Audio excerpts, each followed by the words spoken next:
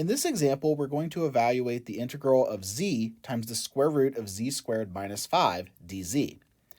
The form of this integral suggests that we should try to use a substitution in order to evaluate it.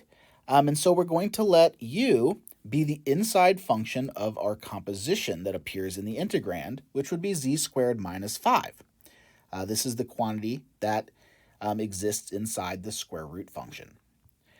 Once we have u declared, we can find du by differentiating this. And so the derivative of z squared minus 5 is 2z dz. And we see that in our integrand, we have just z dz. There's no 2 involved.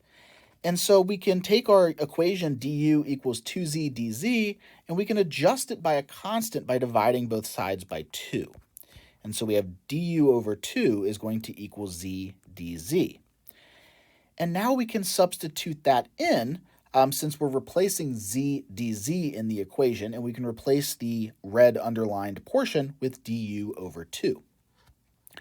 And so with this inequality, or with this integral, when we substitute everything in, we're going to end up with the integral of the square root of u multiplied by du over 2. And so we're replacing z squared minus 5 with u, and we're replacing z dz with du over 2. The 1/2 factor can be pulled outside of the integral.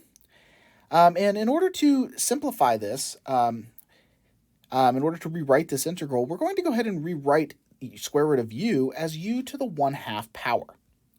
This will allow us to more easily integrate this function of u. And so we have 1/2 integral u to the 1/2 du. We can now use the power rule to integrate this. So we have 1/2 u to the 3/2 divided by 3/2 plus our arbitrary constant c.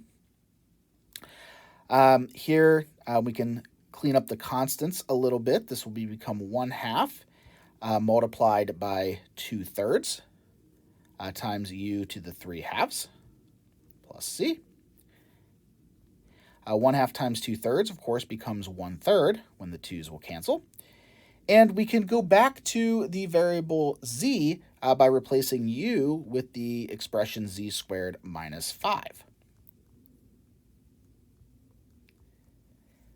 So we end up getting the value of the integral to be 1/3 z squared minus 5 to the 3/2 power plus c.